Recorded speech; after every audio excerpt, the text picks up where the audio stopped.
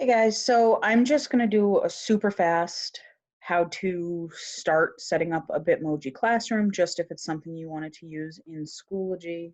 Apologize. Let me just, um, if it's something you are super interested in doing, it's not hard. Sounds a lot more complicated than it is, and I will show it to you really quick.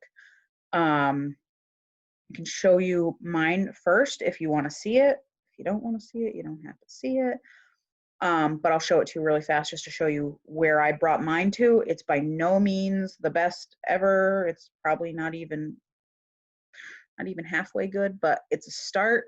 And that's all I'm hoping to give you guys here is just a start. I am not a professional at this. I have learned by doing, and I just thought I'd save you all a little bit of time in figuring it out. So let's get started. Oh, okay, never mind. Just trying to figure out how to make my face go away, but I guess I can't totally. All right, so I'm just gonna put myself to the side here. Share my screen.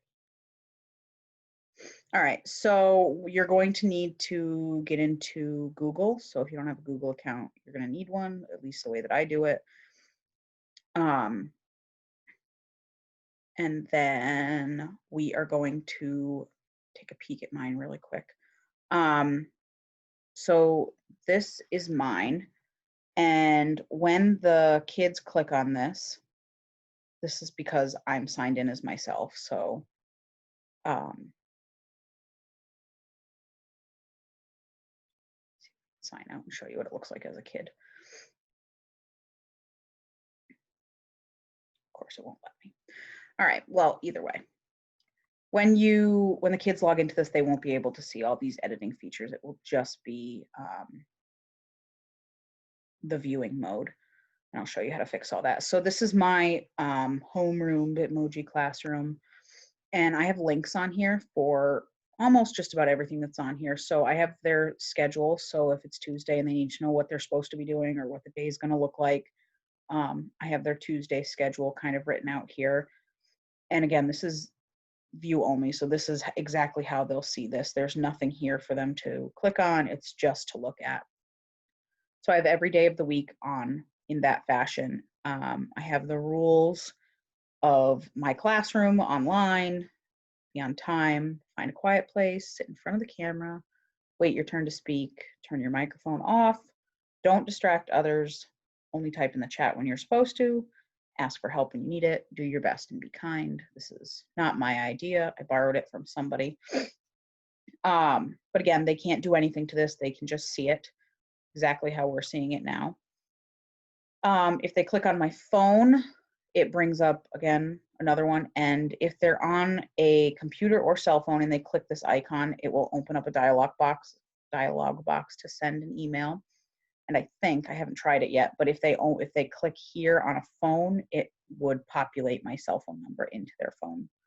And this is a Google Voice number, so it's not my actual phone number. And then what I did from here is I separated it out into my classroom pages because my hope is that this is going to be used on Schoology as their like hub for all their work. So I'm teaching writing science and social studies. My social studies link isn't ready yet, but let's say they were going to writing. They'd click on the papers and it would bring them to the writing desk classroom. I haven't put a link in for the paper yet, but my hope is that when I need an assignment turned in on Schoology, I can put it here and it'll say assignment due or whatever, and they can click it. It will bring them directly to the Schoology page where the assignment is, so they can just do their work right there. But to kind of supplement that, I have another link here that is story starters. I really love this link. It just goes ahead and shows you if they're stuck and they need to tell a story. This is my name, no colons. And then you tell a story. It just kind of gives them a little bit of a prompt to write about. So it's just something fun to get them to play. And if I'm not around and they have to write, they have something to work with.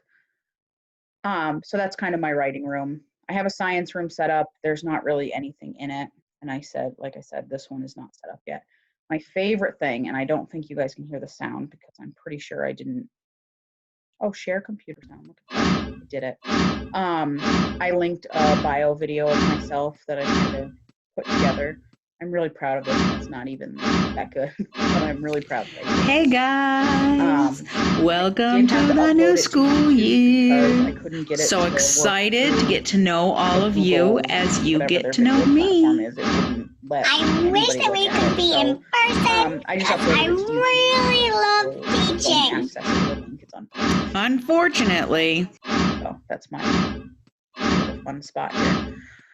So this is kind of where I am at. I'm hoping to make this better and better and better. Kind of going to play it by ear and see, you know, how the kids use it, and hopefully it's as useful as I want it to be. I think this will make my classroom a heck of a lot easier for them to navigate, and a little more fun too, you know, instead of me teaching them all those things. This is something that when I show you, you can put anything on here. So if you have a YouTube video about volcanoes you want them to watch, put it on here. If you have an audiobook you want them to listen to, you can put that book right here on the shelf, and I'll show you how to do all of that. All right, so if you want to make your own, we're going to go to this Google Drive, and something's making noise on my computer and I don't know what it is. Oh, it's the wheel. Sorry, sounded like somebody breathing heavy in my ear. You're going to go to Google Slides, and it's going to do this to you because I'm not signed in. So try this again. New Slides, and it hates me. All right. Look, I already started one. So I'm starting one for Linan, but she doesn't have to use it if she doesn't want to. So like I said, you're just going to go to Google Slides and you're going to open a new slide. You only want one slide on here. If there's two slides, when you upload it to Schoology, the kids will see that it's slides and not like a picture of a classroom. So each room needs its own slide and own document. So the first thing you're going to do is put your background in. So if you come right up here, this lovely background tab, it's going to prompt you with this box, and you could make it a plain color, but we want it to look like a room. So choose image, and we're going to come all the way to the right to Google image search. We're going to type in wall and floor background, and you get a ton of different things to choose from. So Linan, you're going to get bricks. Again, she doesn't have to like the bricks, she can change it. And it's going to make this my background. So here's the part where you get to do what I want to say is the easy part.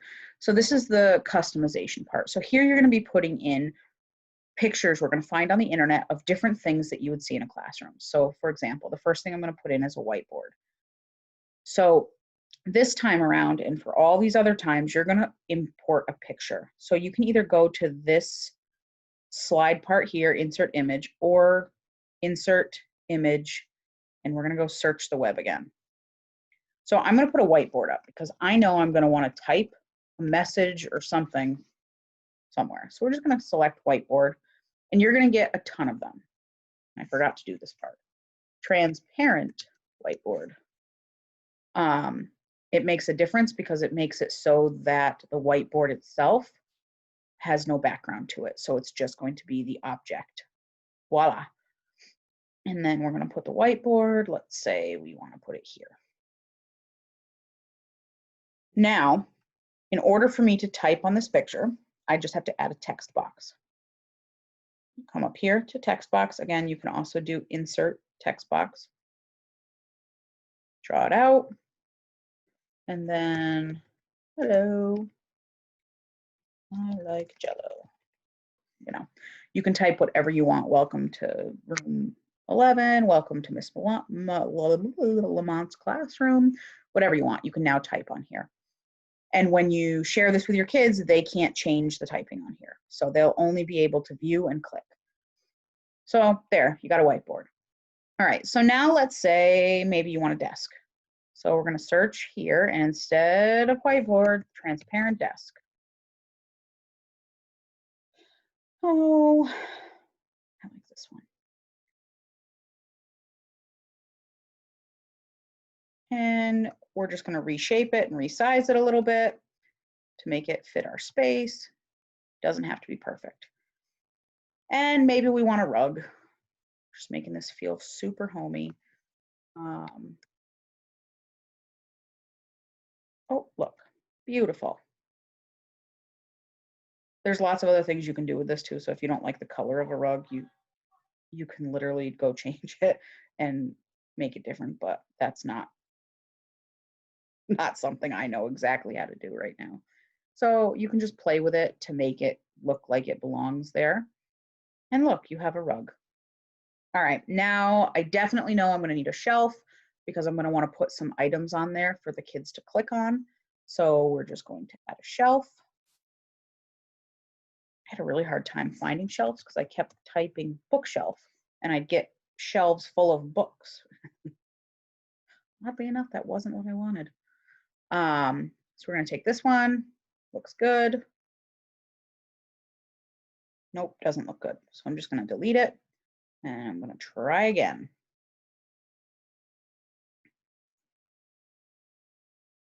Let's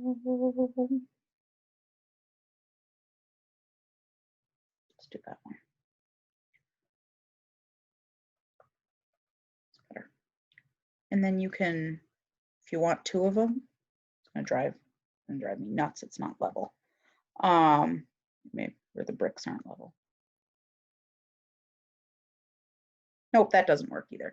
Anyways, so if you want to duplicate something, fun fact that I've learned, you can just click on something and hit Control D and it will duplicate it instead of having to copy and paste.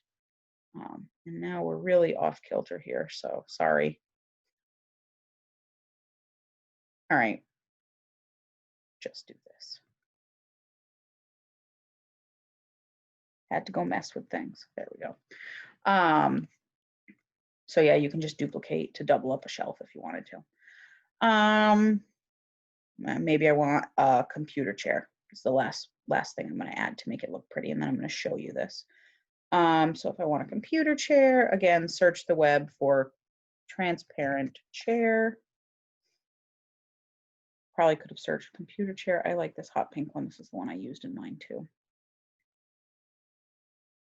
But my only problem is that I think it's going to face the wrong way. So instead of it facing that way, if I right click and scroll down to where it says format options, it'll pull up this box. You can hit size and rotation and just do a flip. Bam, flips it that way. Then resize, do what you got to do to get it somewhat looking normal. This chair was the hardest part for me, was getting my chair to look like it fit in the same space as my desk. All right, now it's called a Bitmoji Classroom for a reason, because you want to add your Bitmoji to it. So I recommend, if you don't have a Bitmoji, you have to get one, and I can't even remember how I did that. So that one is a Google search for you. But you can download the Bitmoji button for Chrome up here. So all you have to do is click on this little green face dude and your Bitmoji pops up. So I just used this one, so I already have a sitting one here, but if I needed one, I could just say, just do pose. If you type in pose, it gives you a ton of different ways that you would be standing, I guess. I thought my sitting one would be here. Oh, look, you can like fall through the air on that one. But I think you can do sitting. Yep, just type in sitting, and not sitting on the toilet, but just sitting. And then you right click, copy image, click on your slide, and then Control B. And look, I'm sitting. We're going to do the same thing. We're going to flip it because it's facing the wrong way. So again, you would right click, go to format options. This box would pop up and we're going to hit flip. And I'm just going to not make myself so large. And there we go. So here's my Bitmoji sitting on my chair in my classroom, kind of looking a little like a Oompa Loompa. But either way, so this is the decorating part. Now the fun part. Let's say you're ready to start putting some hyperlinks up, and where might I want to go? I might want my kids to be able to go to Clever. Okay, so I'm going to do another insert image, search the web, and I'm just going to do transparent laptop, just because I want to be able for my kids to know that the laptop is where they can click to go to Clever. I'm going to insert it into my thing, make it smaller than that, and I'm going to put it on the desk. Okay, so now when I'm ready, I'm going to come up to a new tab, open that tab, and I'm going to go to Clever. Okay, I'm not going to log in, just going to go here. If I wanted to be nice, I could hit this login as a student part. Okay, so I'm going to come click to the address bar, control copy. I'm copying this hyperlink. I'm going to go back to my Google Classroom. Highlight the laptop, insert, scroll all the way down, link. Control V and apply. You can see that it's going to bring you right there. So if my kids, when we're ready to publish this, click on this, it will bring them directly to that Clever sign-in page. Let's see if we're right. So I like to check my links out before I move on. Click, bam. Okay, directly where I want them to go. All right, so now let's just say that maybe you're teaching, I don't know, you're going to be teaching the book Bud Not Buddy, and you want to link it to an audiobook file so that they can listen to chapter 1. So I know Bud Not Buddy is one of my favorite books. If you've never read it, totally worth the read. So I'm going to go find an audiobook on YouTube, right?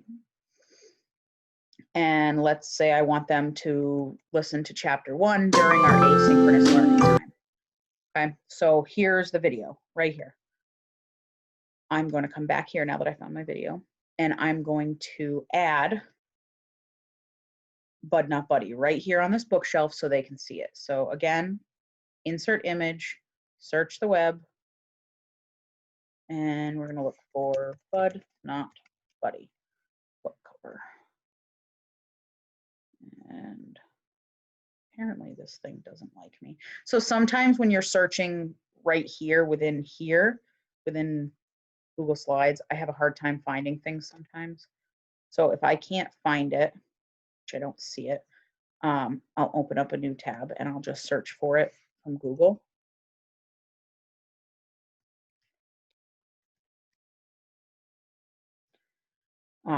And you don't need a big image because doesn't have to be super clear. So here we go, right click, copy image, and go right back to my slide.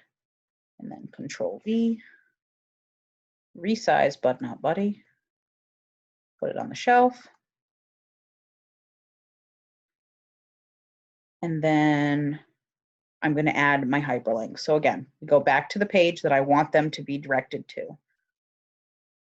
Highlight the address in the address bar, Control copy, or Control C rather, excuse me.